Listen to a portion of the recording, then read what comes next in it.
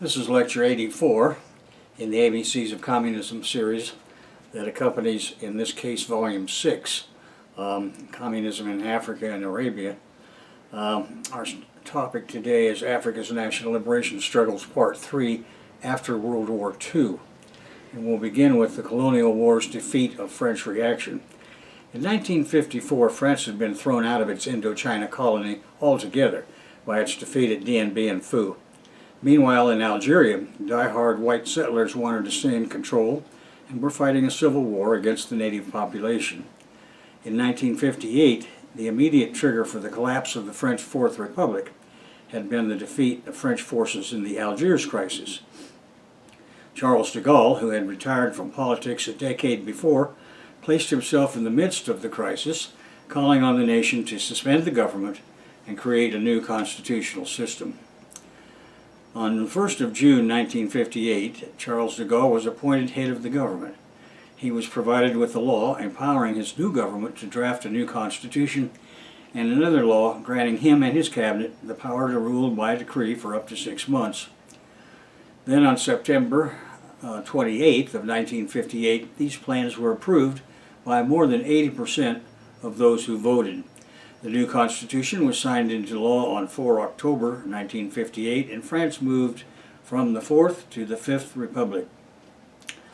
On 21 December 1958, Charles de Gaulle was elected President of France by an electoral college. And on the 9th of January 1959, the new president began his office, appointing Michael Debré as Prime Minister.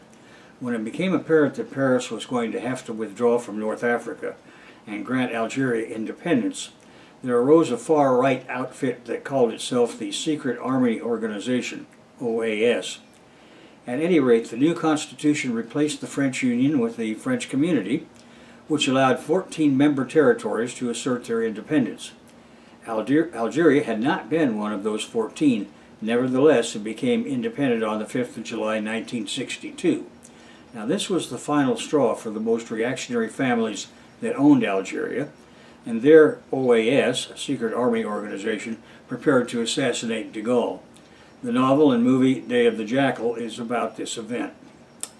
Now, in Guinea, on the 8th of August 1958, President de Gaulle had made it clear that France's colonies were to be given the choice of immediate independence or a Commonwealth association in a referendum to be held in 6 weeks. Guinea, under the leadership of Ahmed Sékou Touré, whose Democratic Party of Guinea, PDG, had won 56 of 60 seats in 1957 territorial elections, voted overwhelmingly for independence, and the French withdrew quickly. On the 2nd of October 1958, Guinea proclaimed itself a sovereign and independent republic, with Sékou Touré as president. Guinea quickly aligned itself with the Soviet Union and adopted socialist policies. The Soviet alliance was short-lived, however, as Guinea moved towards a Chinese model of socialism. The relationship with France improved after the election of Valéry Giscard d'Estaing as president. Trade increased, and the new countries exchanged diplomatic visits. By 1960, Touré had declared the PDG the only legal party. For the next 24 years, the government and the PDG were one. Touré was re-elected unopposed to 4 7-year terms as president, and every 5 years voters were presented with a list of PDG candidates for the National Assembly. Touré and his party advocated a hybrid African socialism domestically and Pan-Africanism abroad. The Guinea government nationalized land, removed French-appointed persons and their comprador chiefs from power, and broke ties with the French government and its companies. In 1970, Portuguese forces from neighboring Portuguese Guinea staged Operation Green Sea. It began with a raid into Guinea with the support of exiled Guineans on the CIA payroll. The Portuguese invaders wanted to kill or capture Sékou Touré. The African Party of Independence of Guinea and Cape Verde, PAIGC, was a guerrilla movement operating inside Portuguese Guinea that Touré supported, and it was giving the imperialists serious trouble. After several days of fierce fighting, the Portuguese forces were whipped and retreated without achieving any of their goals. In 1977, the Women's Revolt resulted in changes in policies previously practiced by the government and a new economic policy. And then Sékou Touré died on March 26, 1984, and was succeeded by Prime Minister Louis Lansana Bovogui, who was to serve as interim president pending new elections. Meanwhile, in South Africa, on the 21st of March 1960, in the South African township of Sharpeville, capitalist police fired into a crowd of peaceful black protesters. This massacre killed 69 people in full view of photographers and reporters. There were 210 wounded, including 29 children. Many sustained back injuries from being shot as they fled. In present-day South Africa, the 21st of March is celebrated as a public holiday in honor of human rights and to commemorate the Sharpeville massacre. Throughout the continent, in 1960, 17 African nations gained independence from European colonialism. These 17 nations joined the General Assembly of the United Nations. In 1963, in his speech celebrating Kenya's independence from Britain, the new Prime Minister, Jomo Kenyatta, declared, "The aim of my government, which starts today, is not to be pro-left or pro-right. We shall pursue the task of nation building in friendship with the rest of the world. However, nobody will ever be allowed to tell me, you must be friendly to so-and-so. We shall remain free, and whoever wants friendship with us must be a real friend." Which brings us to the bad. Nevertheless, the imperialist powers granted aid to African nations only as a form of coercion to support their agendas. The U.S. and its European satellites constantly used their CIA, MI6, and French military intelligence to instigate coups against democratically elected governments. They always fomented civil unrest to ensure that governments friendly to their Cold War agenda remained in power. Political machinations or assassinations removed those nationalists that were not amenable. The ugly. In the Congo, imperialist comprador Joseph Mobutu cashed in. By taking the anti-communist point of the spear, he was richly rewarded by the imperialists.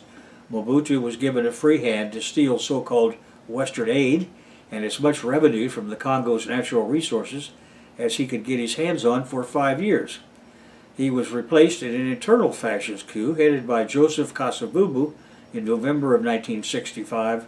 Before that, however, in 1960, the CIA used Mobutu as their frontman in the coup they organized that murdered Patrice Lumumba. And finally, we have the good, Frantz Fanon. Frantz-Omar Fanon was a Marxist psychiatrist, a philosopher, revolutionary, and writer.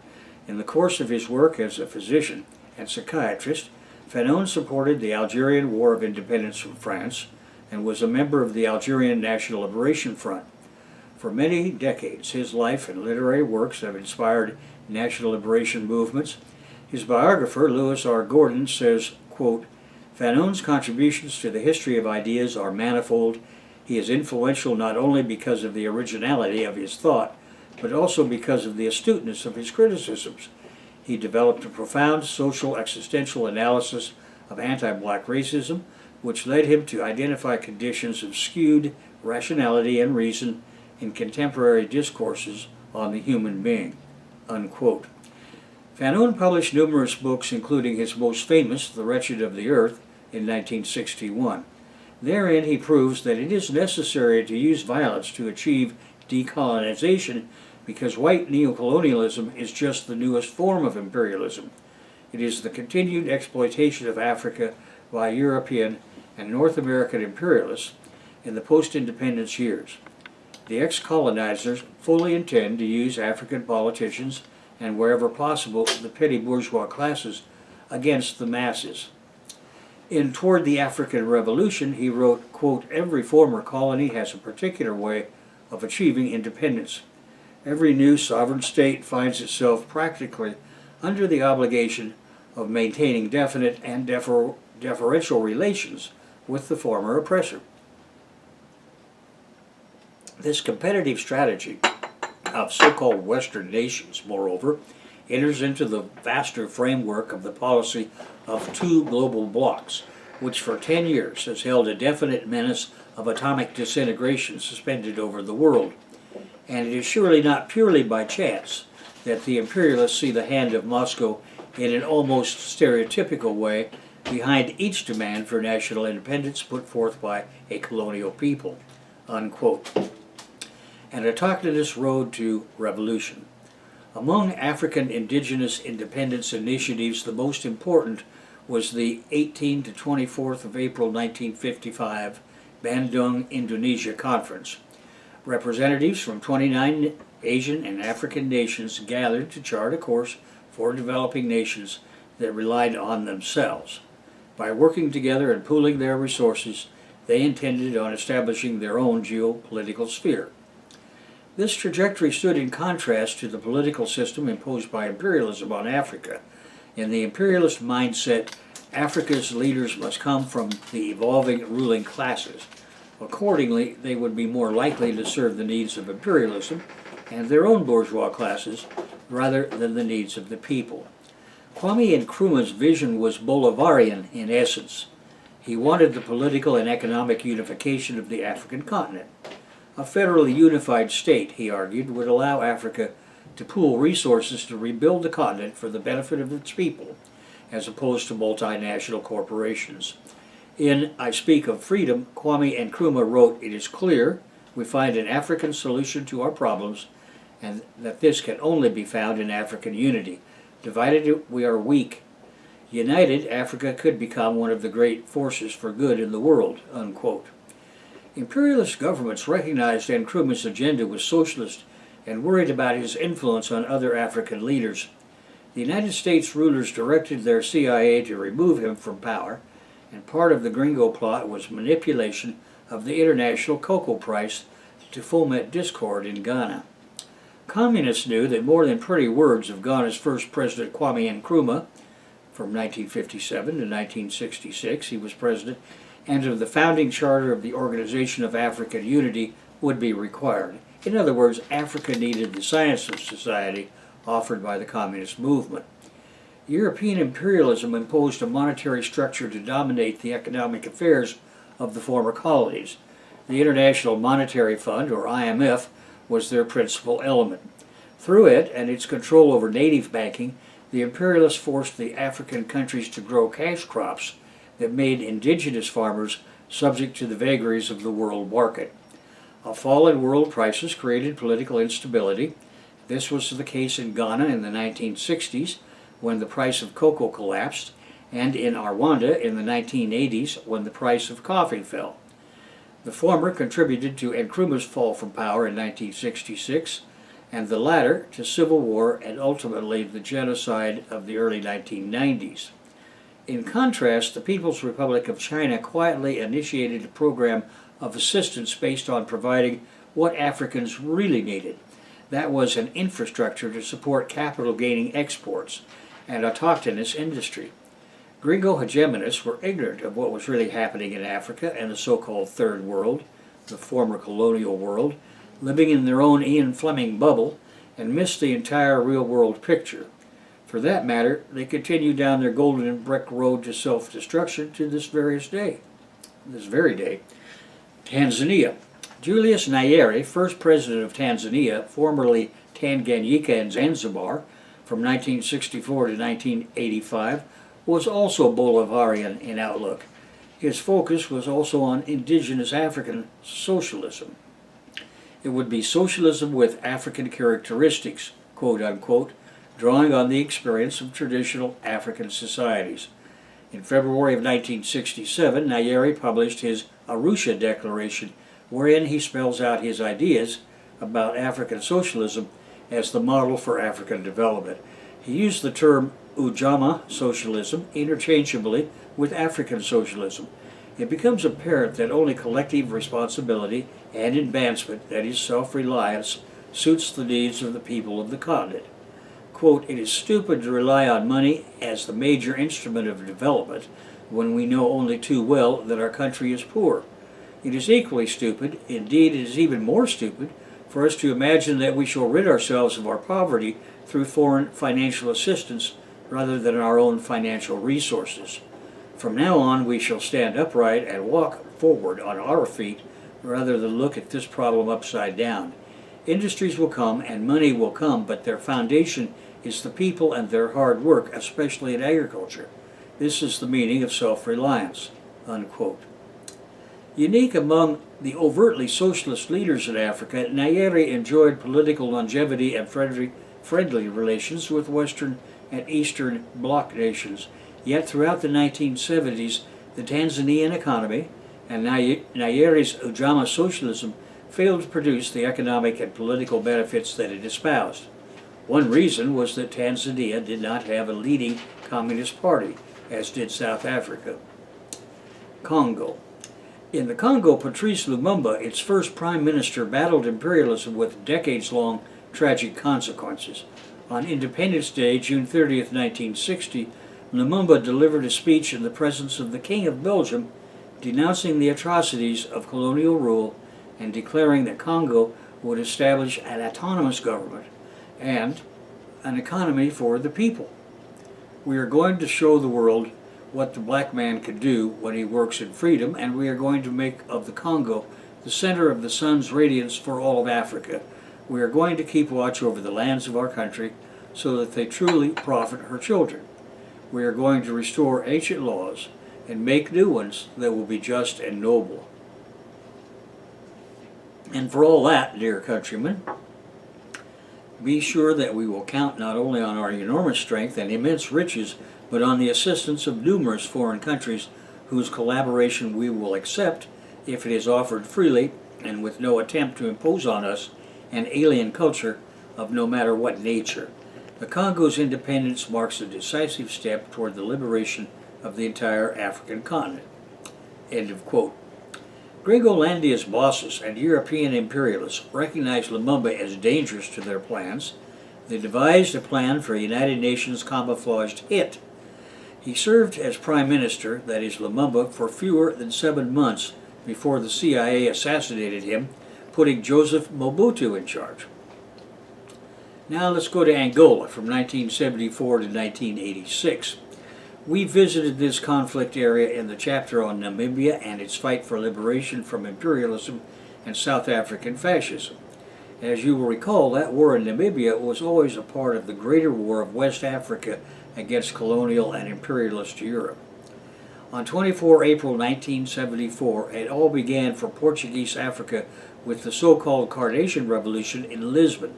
That was when Portugal's decaying fascist regime of Licenciado Antonio de Oliveira Salazar was finally overthrown. The Portuguese communists led Army and Navy officers ousted Dr. Salazar. Salazar was the longtime ally of Spain's fascist boss Francisco Franco. The new military government announced the end to his colonial wars that had been consuming nearly half of the Portuguese budget with no end in sight. The facts were clear. Much of Guinea-Bissau had been liberated since 1973, and only the capital and major towns in that country remained to the imperialist regime. Anyone could see that the future of that colony, as well as Angola and Mozambique, would be more war or independence. In the vanguard of the Angolan patriotic forces was the Popular Movement for the Liberation of Angola, MPLA, led by President José Eduardo dos Santos and backed by Cuba and the Soviet Union, which was the MPLA was the legitimate national liberation force.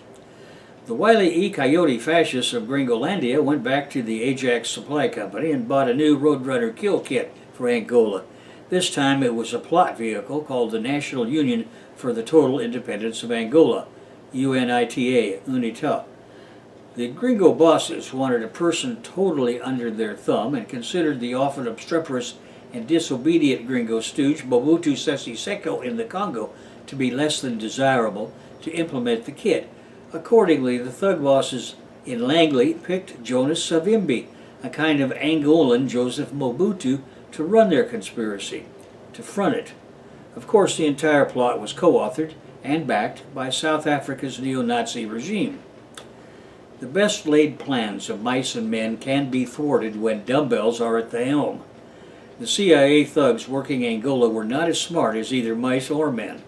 They were hoisted on their own petard when the new Congo boss, Mobutu Sese Seko, decided to go for even more money for himself in Angola, whether Langley liked it or not.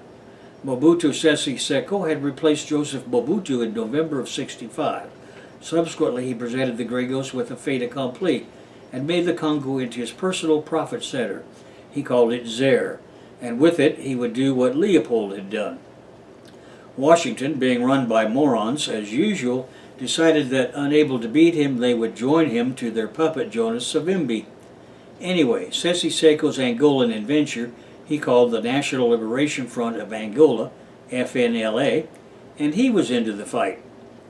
After the MPLA took power in 1975, its guerrilla forces, called the People's Army for the Liberation of Angola, EPLA, were transformed into a regular army called the People's Armed Forces of Liberation of Angola, FAPLA, FAPLA.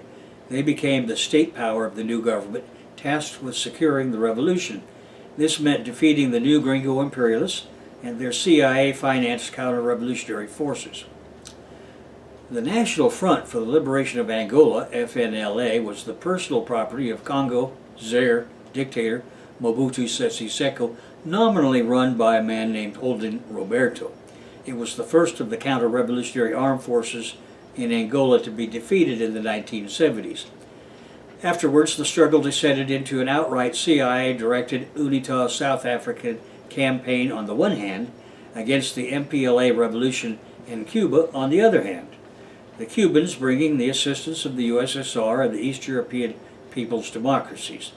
The war for the independence of Namibia, wherein the revolutionary force was the Southwest Africa People's Organization, or SWAPO, now joined with the good guys at Angola, and we reviewed SWAPO in our discussion of the revolution in Namibia and in the chapter. Anyway, the Soviet Union and East Europe supplied FAPLA with armaments, advisors, and specialized technical staff. The gringos in South Africa matched that with their weapons shipments, including Stinger missiles to the fascist side. It was the Spanish Civil War all over again. In August 1981, the South African fascists occupied Cunene province, handing administrative control to UNITA in January of '81. In short, there was one good guy and two bad guys. This kind of confrontation was nothing new for Fidel Castro and the revolutionary rebel base in Cuba. The Cubans, therefore, were the perfect ones to step in. When I was in Cuba in 2002, a veteran of the Angolan expedition of the Cuban forces was kind enough to lend me his apartment in Havana during my visit. He stopped by occasionally. I had the opportunity in those weeks to gain some first-hand ethnographic experience about what had occurred before, during, and after the Cubans smashed the UNITA, FNLA, and the South African Army in their armed intervention against the good Angolans. Now I'm passing this intel on to you. The Battle of Cuito Canavale. In the Battle of Cuito Canavale, Cubans and Angolans dealt a crushing blow to the invading troops of the fascist South African apartheid regime. In 1987, the Angolan army launched a campaign to drive UNITA forces from Mavinga, a former Portuguese, now CIA military base, and Jamba in the southeast of the country, north of the Caprivi Strip. Soviet Major General Ryabchenko advised the FAPLA High Command, and other Soviet officers acted as advisors at the lower echelons. Cubans provided some logistical advice and material support. FAPLA's T-1E included 150 T-55 tanks and several echelons of Mi-24 helicopters. The attack jumped off from the town of Cuito Canavale in a province that covered nearly 14,000 square miles and had a population at that time of well over 50,000 government supporters.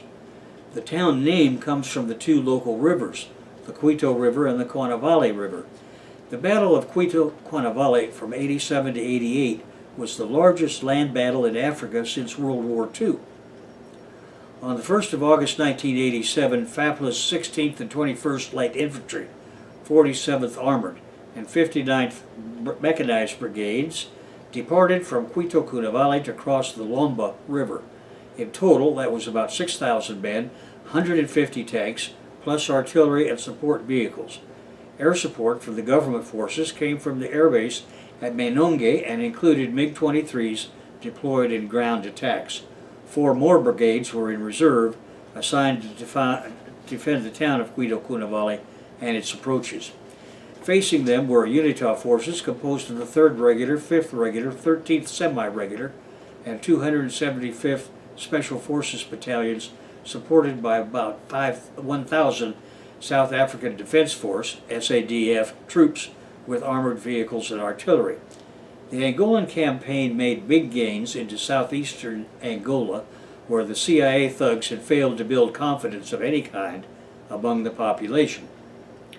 The fascist regime in South Africa panicked when it became apparent that UNITA would not be able to hold. On the 4th of August 1987, the South African Army, SADF, 61st Mechanized Infantry Battalion, jumped off from their base in Namibia at Rundu. It was heading for Mavinga, where the Gringos and UNITA were in a state of disarray and total panic. On the 28th of August 87, FAPLA reached the northern banks of the Lomba River en route to Mavinga, where they were engaged by the SADF. It had arrived just north of the CIA base at Mavinga to prevent the Gringos' route and that of UNITA.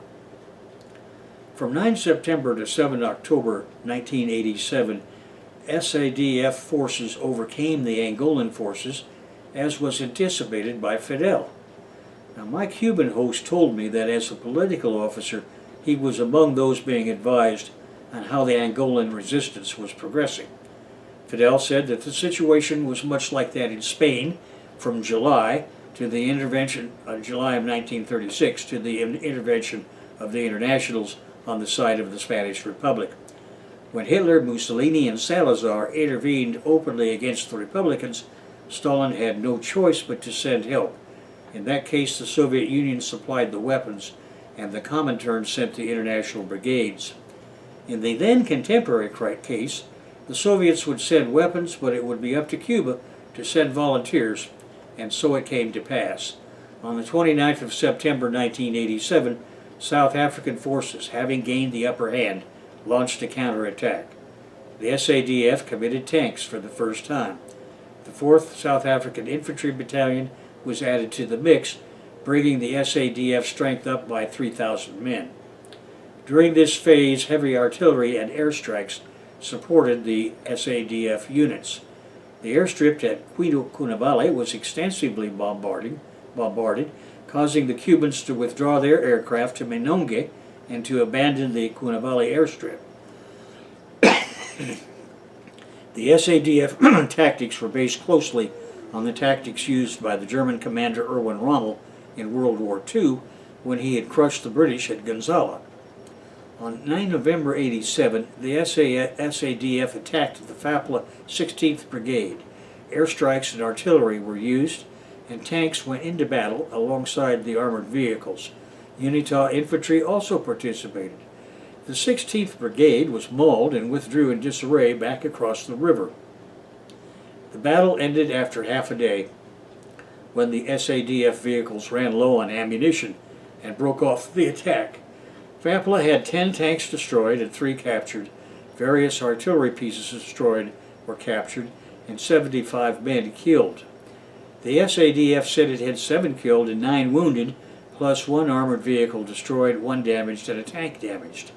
As usual, these stats were faked to favor the fascist side. The second attack on 11 November 87 again targeted the 16th Brigade. Again, 16th Brigade escaped annihilation by crossing the river, but this time they lost 14 tanks and 394 men. The SADF said it had 5 men killed, 19 more wounded, and 2 armored vehicles destroyed and 1 tank damaged. As of November 87, the SADF had destroyed the Quito-Cunavale airfield. FAPLA held the town's defensive perimeters. The FAPLA 21st Brigade withdrew rapidly across the river and was pursued. On 17 November, they were engaged again and suffered 131 casualties along with 9 tanks destroyed and about 300 other vehicles. The SADF suffered 6 casualties and 19 wounded, plus 4 armored vehicles. A final attack on 25 November bogged down in heavy bush and was eventually abandoned. By November of 87, the SADF had cornered the remnants of 3 FAPLA units on the east of the Quito River, across from the town itself, and was posed to destroy them. The 59th Fapla Motorized Infantry Brigade, 21st and 25th Fapla Light Infantry Brigades were in positions near Tumpo and east of the Quito River and were effectively cut off. So, on November 15, 1987, the Angolan government requested urgent military assistance from Cuba. In Fidel Castro's view, a South African victory would have meant not only the capture of Quito and the destruction of the best Angolan military formations, but quite probably the end of Angola's existence as an independent country. Castro, having anticipated the need to send volunteers in the spirit of the internationals in Spain, responded immediately by sending 15,000 elite volunteer troops so the Angolans could retake the initiative. My host told me that he and his colleagues were prepared for this eventuality and that Fidel met personally with all of them at the airport for their final briefing and send-off. They left Havana in civilian clothes, got into their uniforms in Luanda, and then into Soviet tanks where their small arms were also awaiting them. On the 5th of December 1987, the first Cuban reinforcements into Quito arrived by helicopter. These consisted of 200 technicians, advisors, officers, and special forces under the command of Cuban General Arnaldo Ochoa. Ochoa was a veteran of the 1976 Angolan campaign and its Kursk-type tank battles in Ethiopia. Shortly after his arrival, he became theater commander of the Angolan forces. Ochoa's deputy was Cuban General Cintas Frias. Frias was given responsibility to defend Quito Cunavalle, while Ochoa took the offensive against the fascists directly into the field. The Cubans' initial priority was securing Quito Cunavalle. While reinforcements were arriving, Ochoa prepared for a second front to the west of Quito Cunavalle in Lubango. The SADF units received reinforcements with orders to destroy Angolan forces east of the Quito River. The river crossings were to be secured and then manned by soldiers from UNITA. The Social African Fascist High Command was scared of getting into a fight they could not win if they tried to seize the town of Quito Cunavalle. On January 1, 1988, the South African attack began as a mix of artillery and airstrikes. When the UNITA infantry followed up, attack failed, the SADF got worried. On the 3rd of January of 88, the SADF destroyed the bridge across the Quito River. Cuban combat engineers built another bridge in its place, and to protect their bridge, they implanted disabled tanks using their turrets as fixed artillery pieces. On the 13th January of 88, the SADF attacked the 21st Brigade, starting with airstrikes and artillery bombardments. My informant said they had at Fapla lost 12 tanks and 150 men dead or captured. UNITA lost 4 dead and 18 wounded. The SADF had 1 man wounded, 1 armored vehicle damaged. In addition, and most importantly, the fascist side lost the initiative. It was unable to overcome a shortage of supplies and had no remaining reserves to call upon. Then the fascist side lost their positions to a Fapla counterattack and were unable to sustain further battle. Meanwhile, 2 large Cuban and Faplan columns were on their way from Enonge to relieve Quito Cunavalle. On the 14th of February of 88, the fascists were counterattacked by Cuban tanks. Fapla withdrew to the Tumpo River Triangle, a smaller area east of the river, and across from Quito Cunavalle. The terrain was ideally suited for defense, and the Angolans laid extensive minefields. On the 19th of February of 88, the Fapla 59th Brigade was withdrawn across the river, while the SADF lost 2 vehicles trying to cross the minefield. In the following days, the Cubans stepped up their air attacks against South African positions. On the 25th of February 88, another SADF assault on the bridgehead ran into the minefield and bogged down. In the ensuing fighting, Fapla lost 172 men, plus 10 Cubans, and 6 tanks. The SADF announced that they lost 4 killed, 10 wounded, and many vehicles. The Angolan bridgehead survived. My participating informant said the SADF figures for combat losses were a bald-ass lie, that the Cubans sold their lives dearly, killing at least one SADF trooper for each of their dead. Fresh troops and equipment were brought in by the SADF, designated as the 82nd Mechanized Brigade, and yet another attempt was made on the 23rd of March of '88 to drive FAPLA back across the bridge. Again, it bogged down in the minefields. The assault was brought to a grinding and definite halt. Artillery fire was mounting and air attacks were intense, and the fascists backed off.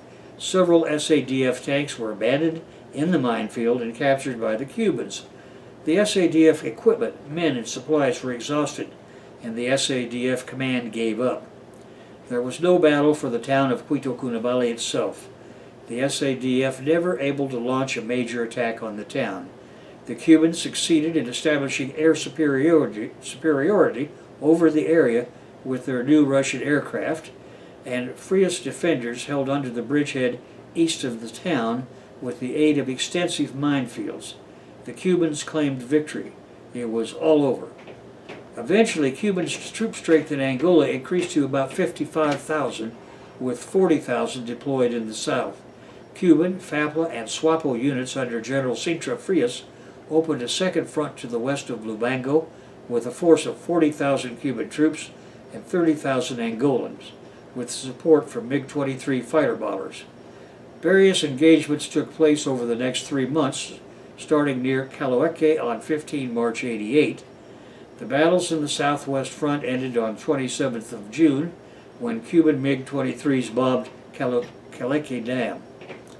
On the 28th of June, on the 8th of June 1988, the South African government issued call-ups to 140,000 men of the Citizen Force Reserves. However, the South African regime never followed through. It recognized that further confrontation with the Cubans was not going to succeed and retired its combat groups still operating in Angola back to Namibia. On the 27th of June of '88, the fascist Southwest African Task Force 701st Battalion finally withdrew over the smaller Lower Caloeque Bridge. On the 29th of June '88, the last elements of the 32nd Battalion and its tanks withdrew. A formal peace treaty was signed at Ruacana on the 22nd of August of '88. On his visit to Cuba, Nelson Mandela told the Cuban people that the FAPLA Cuban success at Quito and in Lubango was a turning point for the liberation of our continent and my people. Of course, it was the turning point as well for the Angolan Civil War and the struggle for Namibian independence. The Battle of Quito Cunavale is commemorated in several countries in southern Africa. The 20th anniversary in 2008 was especially celebrated in Namibia. So that brings us to a conclusion of lecture 84, and we're going to continue with one more lecture at least on the liberation wars of Africa and other parts of Africa.